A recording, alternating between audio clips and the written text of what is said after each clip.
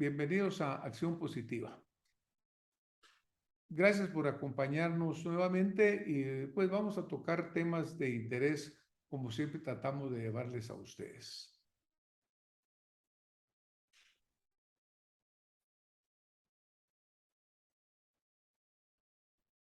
¿Ya? Ya. Bueno, pues quería mencionarles una noticia positiva para empezar, y es que cuando vamos por las calles de la ciudad de Guatemala, estamos ya viendo un rótulo que empieza a llamar la atención y dice vuelta ciclística. Estamos volviendo a tener la vuelta ciclística a Guatemala. Ahí encontramos que estamos con la 61 Vuelta Ciclística Internacional a Guatemala. Este es un evento deportivo que les comento que fue declarado Patrimonio Cultural Intangible de la Nación en el año 2019. Este año va a tener un recorrido muy interesante con etapas de alta montaña y el paso por lugares pintorescos de nuestro país que nunca antes habían sido visitados por este evento. Aquí pueden ver ustedes un mapa de ese recorrido que, como les cuento, va a llegar a muchos lugares muy interesantes de nuestro bello país. Van a haber selecciones nacionales de Colombia, de México, los dos primeros equipos del ranking América Tour 2021, el Movistar Best PC de Ecuador y Panamá Escultural y Valores, Team Banco de Panamá. Va a haber representaciones de Guayaquil, de Ecuador, va a haber representaciones de Holanda y obviamente los mejores equipos nacionales. De nuevo, van a pelear estos guerreros de las carreteras por los suéteres famosos de líder, el de montaña, la mejor etapa. Se recordarán ustedes, les voy a poner esta imagen aquí, en la cual aparecía Jorge Armas en aquella oportunidad, que fue el primero que usó un suéter de líder. Y vemos también a su lado a Jorge Surqué, que fue el primer ganador de una vuelta ciclística a Guatemala. Y al lado de ellos también vemos a Joel Aquino, otro de estos grandes escaladores. Para hablar brevemente sobre el inicio de este evento, le damos la bienvenida a Stuart Rodríguez, quien es presidente de la Federación de Ciclismo de Guatemala. Bueno, pues bienvenido, señor presidente. Muchísimas gracias por estar con nosotros en Acción Positiva. Y yo quisiera pedirle que usted le haga una invitación a estos millones de guatemaltecos que están pendientes de la vuelta. Bueno, muchísimas gracias a mi querido doctor Francis, siempre muy relacionado con el tema del deporte. Hoy estamos a punto de vivir una de las grandes fiestas de Guatemala. Hay que recordar que lamentablemente no pudimos tener vuelta a Guatemala el año pasado por cuestiones muy complicadas que fue el tema del COVID, pero regresamos con toda la fuerza, regresamos con todos los patrocinadores, regresamos con ese cariño de los ciclistas, de los dueños de equipos, de las asociaciones. Somos muchos, vamos a romper récord de muchos kilómetros, de mayor cantidad de corredores en esta 61 vuelta. Vamos a tocar 18 departamentos, vamos a hacer de las mejores etapas que tiene la historia de la Vuelta a Guatemala y creo que se lo merecen los guatemaltecos, se lo merece la afición del ciclismo, que es una de las más grandes. Hay que recordar que la Vuelta es patrimonio cultural intangible de la nación y que eso vale mucho para que usted salga, aplauda a los grandes campeones. Hay que recordar que tenemos un campeón guatemalteco que va a defender el título, que es Mardoqueo Vázquez. Tenemos una gran cantidad de ciclistas guatemaltecos, 14 equipos, 6 equipos extranjeros, 10 etapas, más de 1,300 kilómetros. Estamos, pero llenos de emoción. Vale la pena llegar a la vuelta, aplaudir. Hay comités de bienvenida, hay comités de salida. Es una fiesta donde va a pasar la Vuelta a Guatemala. Sale la gente a aplaudir, salen con barriletes. La verdad es que qué alegre poder contarles a todos ustedes que salgan, que aplaudan donde va a llegar la vuelta, salgan, escuchen las noticias. Estamos en todos los medios y la verdad es que muy emocionados porque la Vuelta a Guatemala es de las mejores vueltas de América, es una de las mejores vueltas, mejor organizadas, con mayor tipo de patrocinadores, con mayores competidores, y creo que todo está servido para que a partir de ahora, de estas fechas, se gocen en todos los departamentos, se gocen, y lo más importante es que podamos como federación dar a conocer la belleza de Guatemala. Eso es importantísimo para nosotros. Vamos a llegar a esos rincones, vamos a llegar al lado de Panajachel, vamos a subirlo. La verdad es que nosotros como federación sentirnos orgullosos de poder demostrar que tenemos esa belleza de Guatemala y por supuesto tenemos un gran deporte y un gran ciclismo. Muchísimas gracias, señor presidente. Pues nos unimos a esa emoción, a esa alegría. Estaremos siguiendo la vuelta. Cuando termine el evento, nos dará mucho gusto que usted nos vuelva a acompañar y nos cuente lo que sucedió. Hoy le agradecemos habernos acompañado. Muchísimas gracias a usted. Una felicitación a todos los deportistas que van a estar entregando su esfuerzo a toda la organización del evento. Muchos éxitos, señor presidente. Muchísimas gracias, Francis. Un abrazo. Pero busca la unidad y la armonía entre los guatemaltecos. Ahora cambiemos el imagen.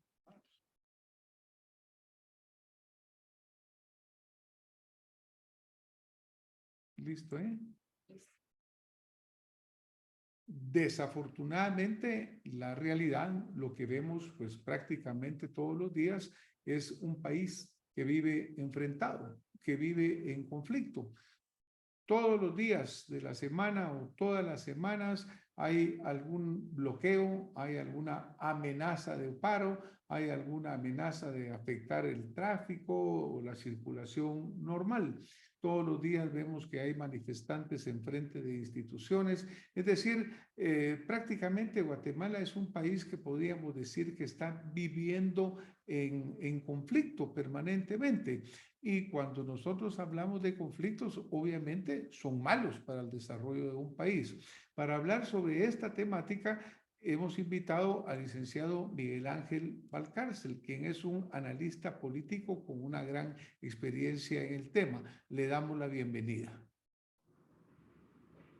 Entonces, la bienvenida al licenciado Miguel Ángel Valcárcel, quien, como dijimos, es un analista político, experto en cultura de paz, diálogo y negociación para las situaciones de conflictividad. Miguel Ángel, bienvenido a Acción Positiva. Un placer compartir con tu audiencia, etcétera, etcétera, y tocar un tema que es trascendente realmente, ¿verdad? Y que es parte de la concepción vital de lo que tiene que hacer un Estado y cómo esto se refleja directamente en la armonía, en la comprensión y en las relaciones de una sociedad. Gracias, Miguel Ángel. Tuvimos oportunidad de ver una presentación que tú nos enviaste, en la cual la primera, el tema, y dice la conflictividad, sus orígenes y cómo evitarla, el caso Guatemala. Cuéntanos un poquito sobre ese título, Miguel Ángel, y cómo a partir de ahí elaboramos nuestra entrevista del día de hoy. Muy bien. Mira, lo primero que tenemos que tener conciencia, ¿sí?, es que el conflicto como tal, no la conflictividad, sino el conflicto, es inherente a la persona humana. Pero lo que no es la violencia. De manera que lo que se llama la historia natural del conflicto inicia realmente por la posibilidad de la satisfacción de las necesidades de una persona, de una familia, de una comunidad, de un Estado nacional, ¿sí? Entonces, ahí está, pero las necesidades dependen en esencia de los estados de conciencia. O sea, no se satisfacen igual, sino depende del estado de conciencia de una persona. Ahora, ¿qué pasa cuando se acumulan las necesidades y no se satisfacen? Entonces es cuando, como si ponemos el ejemplo que vamos subiendo unas gradas, se nos hace más complejo y eso se convierte en problemas, ¿sí? Y al igual, los problemas no resueltos son los que se nos convierten en conflictos. ¿De qué depende o qué está debajo, digamos, podemos decir, de un problema? Los intereses. Pero detrás de un conflicto, lo que tenemos son posiciones. Fíjate cómo ha cambiado. De necesidades, ¿sí?, a intereses y a posiciones. Y eso nos abre un abanico, ¿verdad? Que va de una cultura de la cooperación a una cultura de la confrontación. Y eso es la explicación fundamental, ¿sí? De qué significa en el fondo, ¿sí? Cuando las sociedades no satisfacen sus necesidades. Recordando que hay niveles de satisfacción de las necesidades, desde las básicas hasta necesidades secundarias, terciarias y de otro tipo. Pues muchísimas gracias, Miguel Ángel. Cuando hablamos de la premisa de la conflictividad social en Guatemala y hablamos de el Estado, Sí. tú mencionas, el Estado es el mayor generador de conflictividad. Amplíanos un poco en esta línea, por favor. Sí. Mira, pues esta es una experiencia práctica, ¿sí? No es teoría, como lo primero que sí es de la historia natural del conflicto, ¿sí? Pero la experiencia, por eso le puse el caso de Guatemala, es que la debilidad institucional en atender las necesidades y los conflictos sociales, ¿sí? Por parte del Estado, es lo que le ha desbordado también, ¿sí? A sus instituciones, a sus capacidades, ¿sí? ¿Por qué? Porque nosotros tenemos una problemática acumulada que tiene dos vertientes. Hay una problemática de carácter estructural, ¿sí? Y si nosotros nos recordamos, en todo el conflicto armado interno, ¿sí?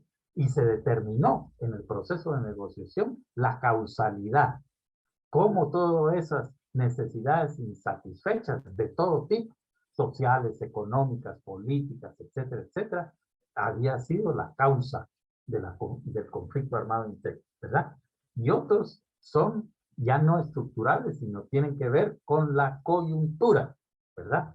Y en la coyuntura nos brotan como que fueran hormigueros por todos lados la conflictividad. Entonces, por eso es que esa es como la conclusión. El Estado es un generador de conflictividad. Bueno, pues imagínate que realmente es preocupante porque volvemos a caer en alguna fórmula al ciclo de lo que es, digamos, la debilidad institucional. Cuando muchas veces se nos dice, Miguel Ángel, o cuando se habla que en realidad tenemos un Estado fallido, en el cual unos dicen que sí, otros dicen que no estamos en un Estado fallido, otros que estamos en el borde. Pero como tú mismo mencionas, esa debilidad institucional crónica y que realmente se va incrementando con los años es la que verdaderamente nos ha llevado probablemente a esa acumulación de conflictos, porque mira cuántos años pasan y no se resuelven, hay enfrentamientos armados, muere gente, por ejemplo, y el problema persiste. Pero, Miguel Ángel, ¿cuáles son esos ámbitos de la conflictividad social? Mira, fundamentalmente podemos marcar 6 grandes como bloques, ¿sí? De la conflictividad. No los voy a designar, pero no significa que uno sea prioritario, etcétera, etcétera. Pero ¿qué tenemos nosotros realmente en eso? En primer lugar, los recursos naturales, ¿sí? El control sobre los recursos naturales, ¿sí? ¿Y qué tenemos ahí realmente como expresiones en la conflictividad? El uso del agua, los usos productivos de la tierra, los cultivos de exportación versus la seguridad alimentaria, los beneficios por la licencia de minerías e hidroeléctricas, ¿sí? Y también la sostenibilidad ambiental en términos de la salud de la población. Pero eso no se queda ahí. Es estructural absolutamente lo que nosotros tenemos de la conflictividad agraria, por ejemplo. Otro gran ámbito, ¿sí? Que es en el que en general se nota la mayor conflictividad. Acceso a la tierra, disputas sobre derechos de tierra, ocupaciones, desalojos, reocupaciones, ¿sí? Derechos históricos sobre la tierra también. Bueno, nosotros tenemos poblaciones originarias, poblaciones ancestrales, pueblos indígenas que fueron propietarios, inclusive que compraron, ¿verdad? Y que tienen cédulas reales pero que después el Estado desconoció toda esa titulación, ¿me entiendes? Son cédulas reales otorgadas por los reyes de España, ¿sí? Y los vicios o los vacíos institucionales también que tenemos en materia agraria para enfrentar la conflictividad. Pero mira, es increíble, pero hasta el suministro de energía, para ponerlo de esa forma, ¿sí? Se ha vuelto una materia de conflictividad. Las tarifas del servicio de alumbrado público, por ejemplo, ¿verdad? Los famosos postes que mucha gente ni tiene luces ni postes y le cobran en las tarifas. La oposición al pago del servicio de energía eléctrica, las interconexiones eléctricas, ¿verdad? La calidad del servicio y la atención a los usuarios es otra fuerza, ¿verdad? Y no se diga, históricamente, como otro gran componente, otra, los problemas limítrofes, ¿verdad? Ahí los tienes tú a la hora del día, Tajumulco, Ixihuame, etcétera, etcétera. Son los problemas limítrofes que han estado permanentemente ahí, ¿verdad? Estos son también de carácter internacional, ¿sí? Son intercomunitarios. Los límites también no están perfectamente definidos y son interdepartamentales. Y por supuesto, los límites mismos municipales. Entonces, ahí hay otra. Las políticas sociales son otras que generan conflictividad. ¿Eh? Ahí tienes tú una foto de una movilización que viene también del producto del enfrentamiento armado interno, ¿sí? Pero lo ves, en materia de salud, hay protestas en materia de educación, etcétera, etcétera. O sea, las mismas políticas sociales generan efectivamente conflictividad. Y la última, la sexta, son lo que tiene que ver, ¿sí? Con lo que es la seguridad, pero con apellido, ¿sí? La seguridad democrática, ¿verdad? Y ahí nosotros encontramos efectivamente, ¿sí? Una serie de elementos, ¿verdad? La debilidad de los órganos de seguridad y de justicia, el incremento afortunadamente se ha disminuido mucho, pero vivimos un periodo de mucho lineamiento, ¿sí? Daños a la propiedad privada y estatal, ¿verdad? Etcétera. La falta de supervisión de los servicios de seguridad privada también es otro de los problemas, ¿sí? Incremento de hechos contra la vida, ¿sí? La propiedad, la libertad, la seguridad de las personas y la oposición a la reinstalación e instalación también de contingentes de las fuerzas de seguridad, ¿verdad? Lo que nos da, sobre todo en el marco de nuestras fronteras, por las actividades ilícitas que ahí se producen, elementos muy profundos que van en contra de una seguridad democrática. Entonces, hay 6 grandes caracterizaciones, ¿sí? Donde hay posibilidades de conflictividad. Pues mira, Miguel Ángel, obviamente es un ámbito muy extenso que pues toca muchísimos aspectos de la vida, de la relación humana. Ahora, ¿qué es lo que encontramos siempre? ¿Qué es la que mencionábamos al principio? Bueno, la gente va al paro, la gente va al choque, la gente va a bloquear carreteras, en fin, todos estos efectos que dice uno, ¿por qué llegar a este punto? ¿Por qué no dialogamos, Miguel Ángel? Porque antes de ir a medidas de hecho, el diálogo es el camino. ¿Por qué sucede que no siempre es posible el diálogo? Porque la cuestión es que la misma conflictividad, fíjate, hay que verla como una oportunidad, pero tiene que encauzarse, ¿sí? Para privilegiar la respuesta a las necesidades de la sociedad, ¿sí? No la respuesta en función de mis intereses, sino lo que yo tengo que pensar es en los intereses de la sociedad, ¿verdad? Entonces, la conflictividad hay que abordarla, pero de una manera holística. Hay que abordarla en forma sistémica, ¿sí? Considerando elementos fundamentales, la diferenciación entre lo local, lo departamental, lo regional y lo nacional, ¿verdad? Ahora, lo que en mi experiencia práctica, la política de atención casuística, caso por caso, está verdaderamente rebasada, ¿verdad? Ya no es posible atender la conflictividad de esa manera, ¿verdad? Por lo tanto, necesitamos todo un nuevo enfoque. En primer lugar, tiene que ser un enfoque sistémico, un enfoque que vaya a la prevención, no a la atención casuística, un enfoque que transforme el conflicto en oportunidades, pero eso lo tenemos que hacer con pertinencia social, es decir, adecuada a la naturaleza, al carácter, a la etnicidad, al plurilingüismo, ¿sí?, de nuestra población. Y por supuesto, el enfoque tiene que ser territorial y tiene que ser un enfoque, como tú lo has señalado, dialógico, es decir, un enfoque que verdaderamente atienda, ¿sí?, los elementos que tienen que ver con las posibilidades de dialogar. Pero fíjate que el diálogo normalmente es mal entendido, ¿sí? ¿Por qué?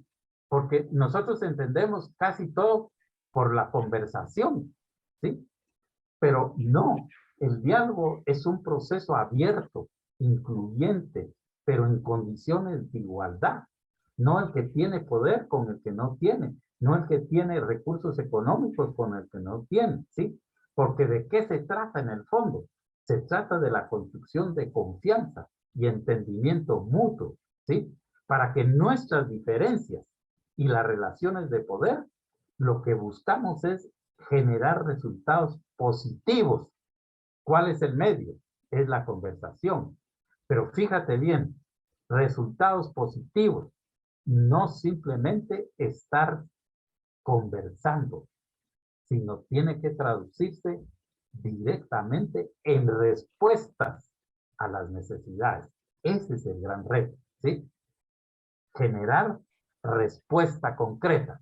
¿Por qué es esa respuesta concreta la que te permite decir, ah, bueno, si aquí pudimos nosotros solucionar esto, ahora puedo ir más allá y puedo ir tratando, ¿sí?, de echarle a otras cosas? Por más diferencias que tengamos, eso me genera la confianza, pero también el entendimiento y el respeto mutuo.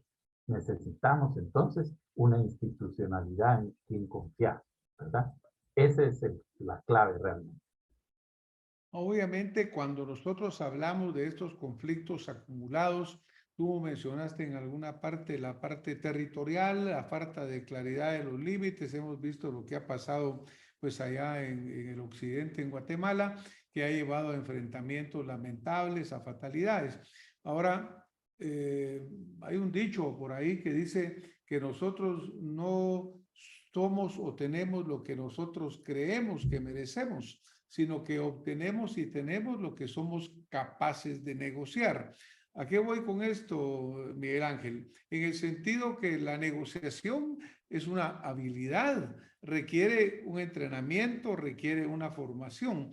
Yo me recuerdo que existía un sistema nacional de diálogo, porque los gobiernos llegan, están sus 4 años, se van, los problemas siguen todavía, no se han resuelto, pero tenemos nosotros una capacidad institucional de diálogo, porque uno llega como nuevo a querer dialogar con gente que llevan 100 años de estar peleando, pues si no se tiene la habilidad necesaria para afrontar el diálogo, lo más seguro es que no va a haber resultados. ¿Será que tenemos la capacidad institucional de diálogo, esa habilidad, Miguel Ángel? Mira, aquí se han hecho históricamente diversos esfuerzos por diversas gestiones, administraciones pues, de gobierno, ¿verdad? Y nosotros no nos podemos remontar, digamos, históricamente a uno de los primeros intentos que se hizo como la Comisión de Prevención, ¿verdad? Pero también se formó alrededor de la conflictividad por las mismas especialidades, unidades especializadas, ¿verdad? Tuvimos una Secretaría de Asuntos Agrarios, por ejemplo. Tuvimos un sistema de protección de los derechos humanos, como era la COPRED. Efectivamente, se hizo originalmente un sistema nacional de diálogo que se convirtió posteriormente en una comisión presidencial de diálogo. ¿Por qué presidencial? Porque la verdad es que culturalmente, para la sociedad guatemalteca, el presidente es una persona que todo lo puede resolver, etcétera, etcétera. Y entonces, mucho de la institucionalidad se mueve por presidentazo. Entonces, se requería estar al más alto nivel de la estructura política, digamos, y de mando, para que hubieran respuesta de los ministerios, de las secretarías, etcétera. Bueno, mucho de esa institucionalidad en esta gestión fue suprimida, ¿sí? En la gestión anterior del gobierno de Morales. Y se creó una nueva institucionalidad que hoy por hoy es la CEPAL, pero se suprimieron unidades que realmente tenían una experiencia histórica muy valiosa. Y con esto se perdieron recursos humanos que estaban debidamente entrenados, ¿verdad?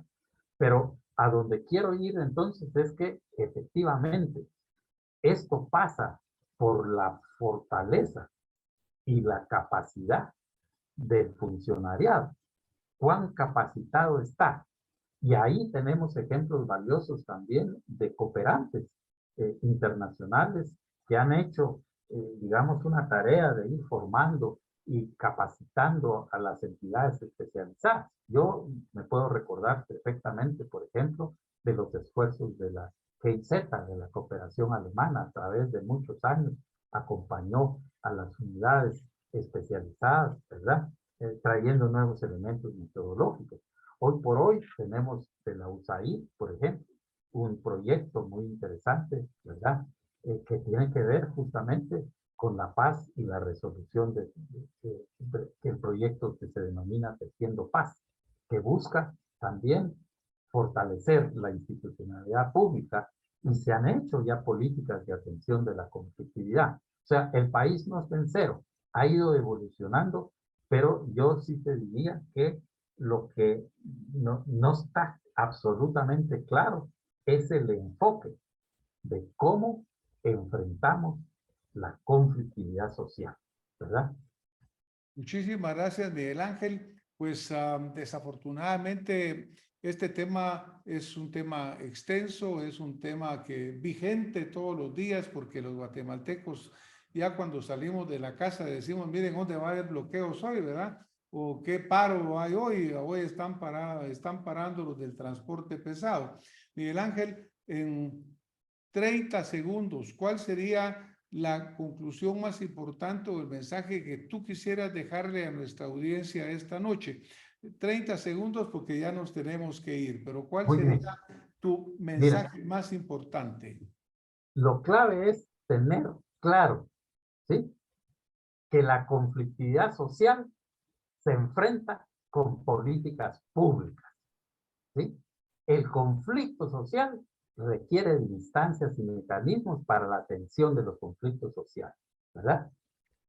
O sea, ese es un enfoque de prevención, no el enfoque de reacción. Muchísimas gracias, Miguel Ángel. Bueno, pues te agradecemos mucho que nos hayas acompañado esta noche. Agradecemos pues toda esta experiencia tuya que has compartido. Y verdaderamente todos los guatemaltecos lo que queremos es un país que viva en armonía, en respeto a la ley, en respeto al derecho de todos y cada uno de los guatemaltecos, porque este territorio es nuestro, esta nación es nuestra. Miguel Ángel, hoy nos vamos a tener que despedir. Muchísimas gracias por haber estado con nosotros y nos vemos en próxima oportunidad en más Acción Positiva. Un saludo para Acción Positiva y sobre todo para quienes escuchan y ven este programa tan valioso y que tanto aporte hace, ¿verdad?, a la convivencia nacional. Muchas gracias y a ustedes que nos han acompañado, gracias por estar con nosotros y nos vemos el próximo domingo con más Acción Positiva por Guatemala. Buenas noches.